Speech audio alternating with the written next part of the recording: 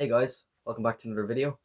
And today I'm going to be reviewing a film that is not going to be part of my rewatching films series, rewatching movies series, because this is a film that deserves its own segment, its own video.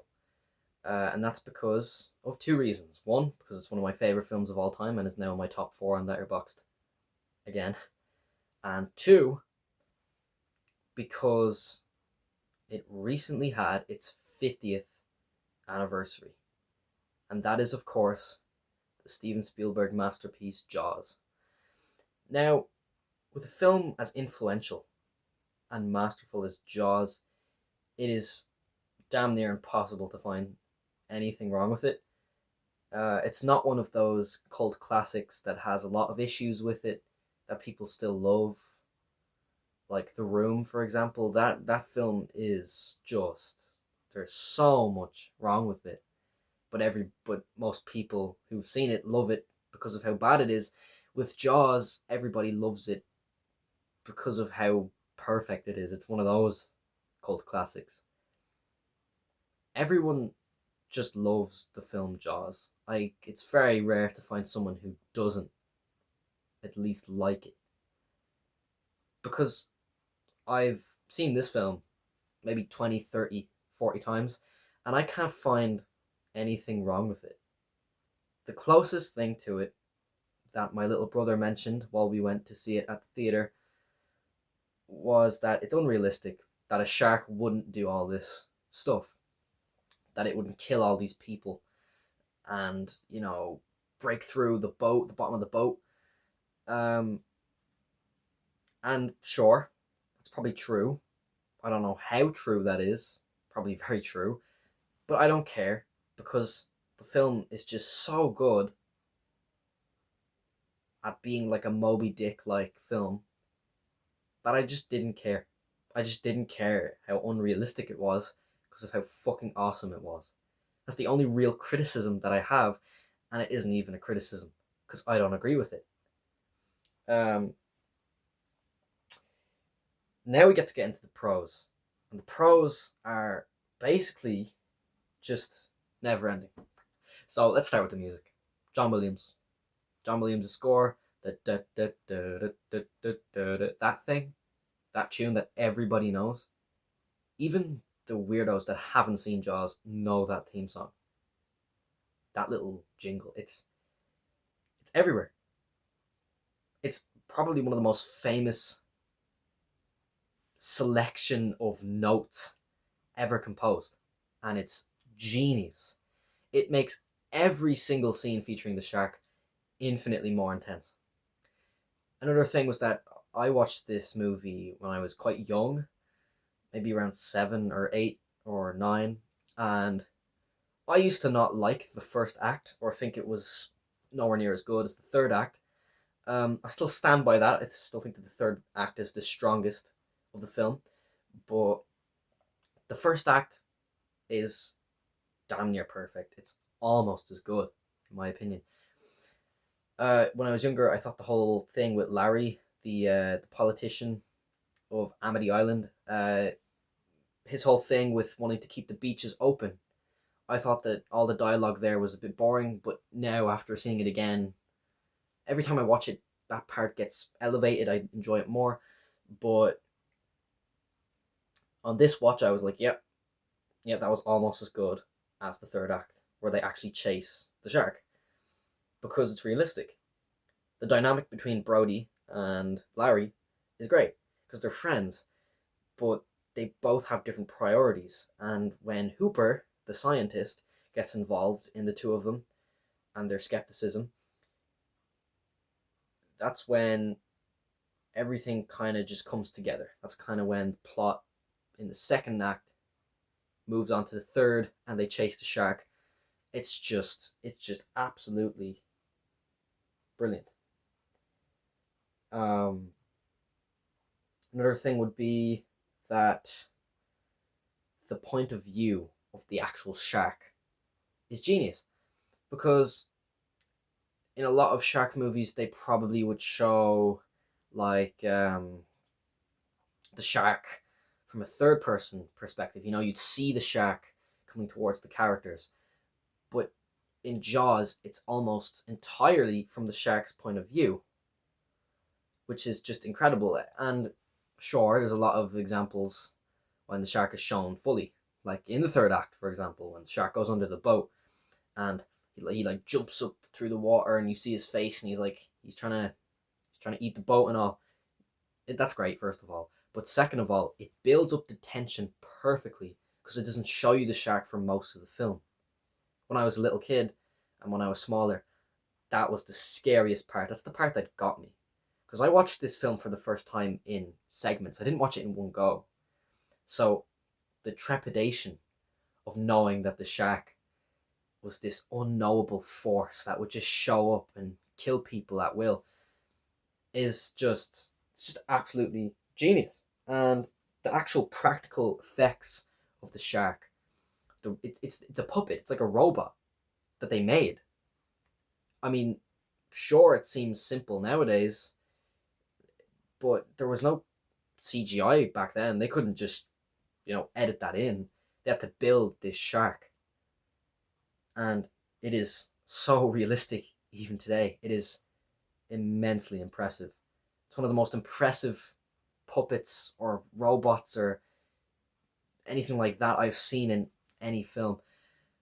Another great thing, and this is just the best thing about the entire film, would be the characters. The three characters, Brody, Quint, and Hooper. Let's start off with Brody and his irony. You know, he's the one who's scared of the ocean.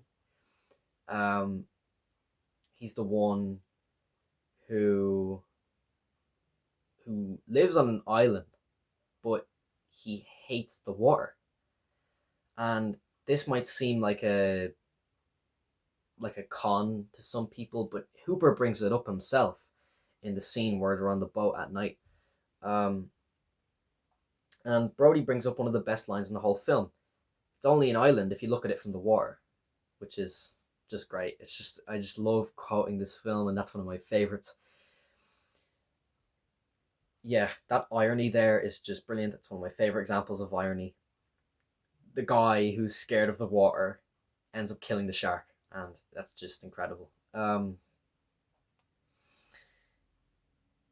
Brody he's the chief of police, and he's scared of the water. And then you got Hooper, who's like the brains of the three of them, and he wants to base things off of like definite facts.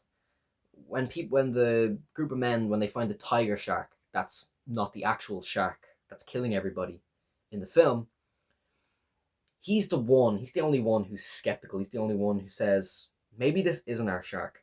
He's the one who bases his speculations off of science and off of proof. And that made Hooper my favorite character as a little kid when I was younger. But now, I think that all three of them are my favorite character because of how different they are. And I forgot to mention Quint. I mean, he's arguably the best character in the film, like undisputedly. He's the one who's hot-headed. He's like the guy in Moby Dick. He's the captain in Moby Dick, who is just obsessed with catching this great creature. And his motivations seem to be money, but I think it's a bit more than that. I think it's an obsession that builds within him throughout the film. And it's just great to see these three men together because of how different they are. They all have different priorities. They all wanna hunt down this shark, and that's their shared interest, their shared priority. But they're all very different characters, and yet they still have great chemistry. And honestly, they might be the three best main characters in any film ever made. It's difficult to say that, but I put a lot of thought into it after having seen it in the theater last night with my girlfriend and my little brother, and I can't think of very many characters that are better than them. There are films that are 3-4 hours long, and Jaws just goes over 2, and these three characters feel so lived in. It's so adventurous. I love all three of them. I feel like I know them. I feel like I'm on this trek with them to find this creature. And um, they're just incredible characters, and they're so well written. I just I don't even know what to say, really. This video is partially scripted. I want to script a part of it and also give you my thoughts off the top of my head as well, so it seems more genuine. But just thinking about the characters makes me want to give this 5 stars all on its own. But there's still so many other factors, so many other pros that go into it. One of those would be Quint's death. Now, Quint's death might be the most gruesome in the entire film, and it's just so well made because he's sliding off the side of the boat, and it's like, oh shit, he can climb back up, but he can't. He slides down, and it's kind of like a water slide, and he gets crunched down the middle by this huge shark that's like 3 times bigger than him, and you just see him descend into the water he's never seen again. It's haunting. It really is haunting the first time you see it, regardless of what age you are. Because I'm sure a lot of kids have seen it because of its PG rating, and a lot of adults have probably seen it for the first time, having not known anything about it, and thought, "What the fuck? That's mad." For a film from 1975, rated PG, it's crazy. The amount of blood in that scene is still quite shocking, and he's screaming and yelling, but I love it so much because of how well it's done. And you can see Chief Brody, and he's like, oh shit, he's after dying. And then the whole ship sinks, and he has to climb up the side, and he has his rifle, and he shoots the gas tanks, and he blows up. I went on a bit of a tangent there, but Christ almighty, if that doesn't scream iconic, I don't know what does. That might be the most iconic sequence in a horror film ever, if you count that as a horror film. I personally do. I've been tackling that for many years. That's also a pro, I think. Whether it's a thriller, whether it's a horror, I think it's a horror. But that's up for debate still. Nowadays, the simplicity of this film is also something going for it. It's not that complex of a film. The first act is the closest it comes to being a complex movie, where they're debating keeping the beaches open or keeping them closed because they need to make money from the beaches, their primary source of income. But they don't know if they should because people are going to die if there's a killer shark on the loose that's confirmed to have killed a few people. It's very interesting. It's very morally interesting. And the simplicity is just another great aspect of it. And then another thing that I think is the reason why the three characters are so good is the dialogue. Now, the dialogue I'm thinking of is featured in my favorite scene in the film. When I watched this scene in the theater, I was quoting a few parts of it, and I was teary-eyed because of how much it means to me. It was when Quint reenacts and discusses his time during the sinking of the USS Indianapolis, when he was witnessing his fellow comrades being eaten by sharks. Dozens of them by the hours. And the realism in that speech is just unbelievable, because you can see the raw emotion and the raw terror on his face as he starts to detail this event more and more. And the audience just can't help but focus on him, focus on his eyes, and focus on his mannerisms and what he's saying, just like Chief Brody and Hooper, who are sitting there probably equally as terrified as Quint. And this is what makes the chemistry in this film so good. Jaws is one of the film definitions of good chemistry and good dialogue. It's not just good, it's revolutionary. It's so influential.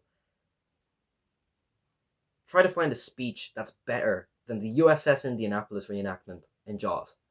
You can't. You can't. It's the best monologue I've ever seen in a film. Period. Just, that's it. No questions asked. That's it. I'm dead serious.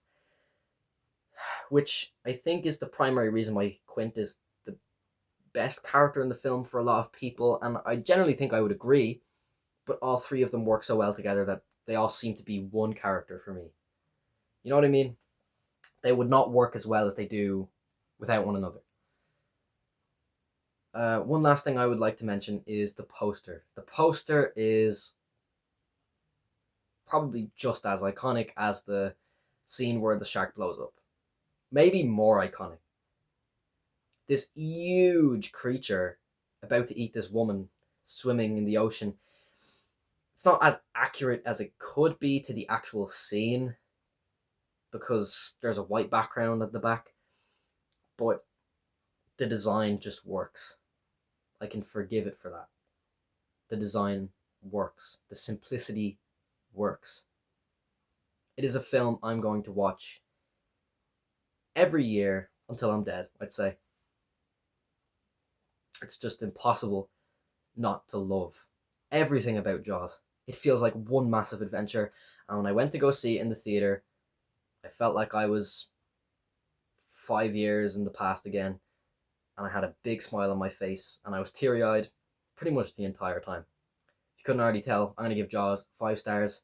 It might be my new favourite film of all time. Again. Right. Thanks for watching, guys, and see you later. I highly recommend that you go see Jaws in theaters for the 50th anniversary.